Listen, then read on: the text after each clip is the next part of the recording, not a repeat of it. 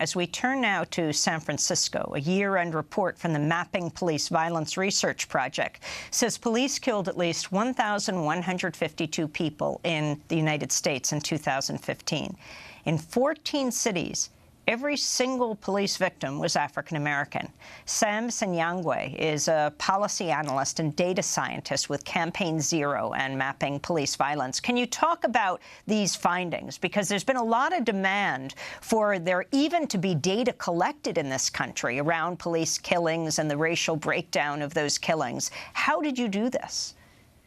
So as you mentioned, the federal government, including the FBI, Bureau of Justice Statistics, and the CDC, do not collect comprehensive data on police killings nationwide.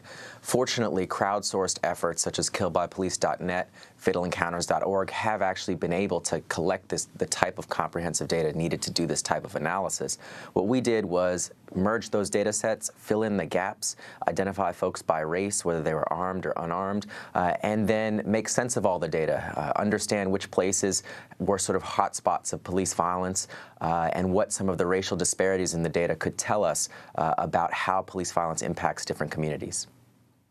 So talk about this number, both the over 1,115 people killed by police in the last year, and also this issue of 14 cities, and explain which are these 14 cities where the only people that police killed were African-American.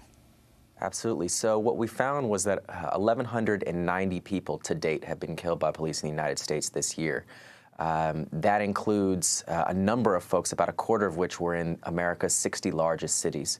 And so, as you mentioned, 14 of those cities, the police departments actually killed black folks exclusively.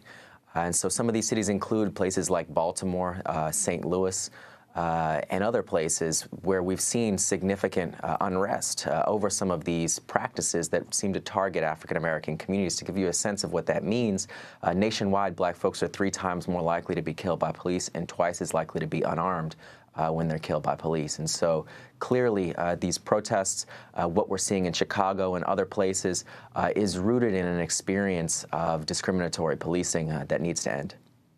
Explain how the FBI operates in terms of reporting police killings. So the FBI relies on a voluntary reporting mechanism. So they basically depend on police departments to report accurate information on police killings. And as we've seen in entire states and sometimes in individual jurisdictions, police departments have not stepped up and provided that data. And so actually the best data on police killings nationwide comes from local media reports. So when somebody's killed by police, usually, actually almost all the time, it is mentioned in the media. And so by culling those reports, aggregating them, and then coding them by various characteristics of the incidents, we're able to come up with these numbers. What correlation is there, Sam, between high crime rates and high police killing rates? So it's an interesting question. What we've heard, particularly from the right, and from police folks, is that there is a connection between violent crime in communities and police violence.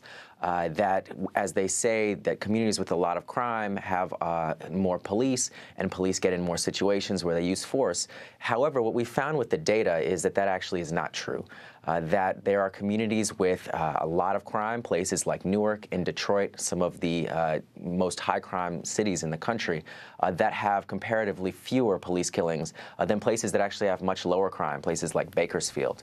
And so actually when you map this across, one of the things that we've done with the 60 largest cities at mappingpoliceviolence.org is we actually show the correlation that, in fact, there is no correlation between the level of crime in a city, violent crime, and the rate of police killings in that city. Can you talk about this last 2 killings of African Americans this weekend in Chicago?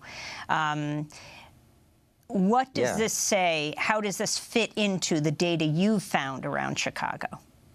So, you know, the killing of Betty Jones and Quintonio actually shows us that, you know, it's part of a broader pattern and practice of discriminatory policing that targets African Americans. So, for example, since 2013, so 2013, 14, and 15, Chicago police have killed 46 people.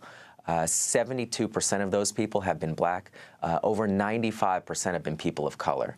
And so when we look at the disparities in the data, it's clear that police in Chicago are applying a different standard to African Americans in particular than they are to other communities. And I think that is what is undergirding and is the context for a lot of the unrest that we see. What are the cities with the highest rates of police killings, Sam?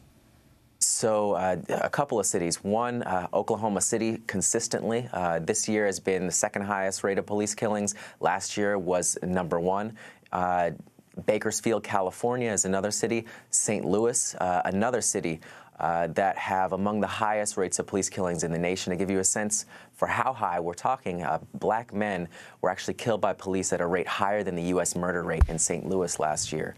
That is true for 17 of the 100 largest cities in America. Based on the data that you have reviewed, what are you calling for? So really, we're calling for transformation in the way that policing operates in this country.